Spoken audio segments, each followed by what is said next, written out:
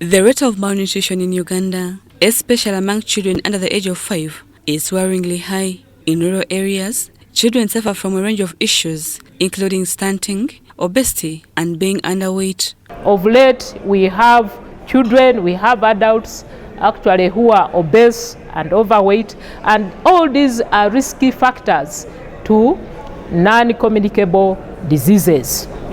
These problems are prevalent, with limited resources available to address them.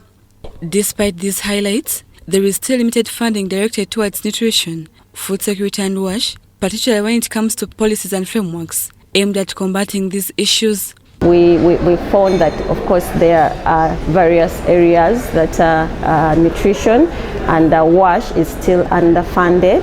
There's still a gap that requires for more funding, such that donor funding is more than the domestic funding. It's against this backdrop that the Hunger Project Uganda, through its Right to Grow program, conducted a study on nutrition, food security and WASH financing. The study was really looking to see how the financing status for those three different fields, but we really concentrate on advocating for improved financing in those fields. Following these findings, a validation workshop has been held, consisting of various MDAs, aiming at releasing a draft report on the financing of nutrition, WASH and food security, in a bid to devise means and strategies on how to overcome these challenges.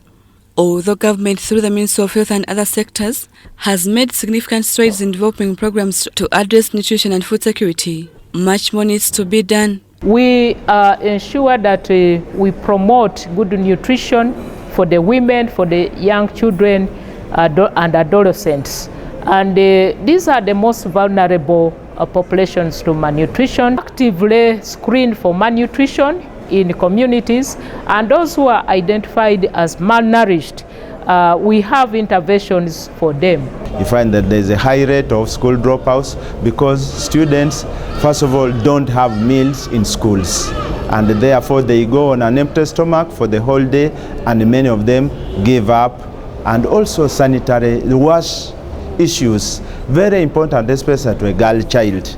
Many girls drop out of school because of lack of sanitary issues. Communities must also recognize the importance of maintaining food reserves to improve food security. Nutrition is very paramount, and then we should make sure that right from the household level we become food secure and also have WASH facilities. Communities should own community water sources. Increased funding for nutrition, food security and WASH in Uganda is critical for achieving the country's development goals and improving the well-being of its citizens.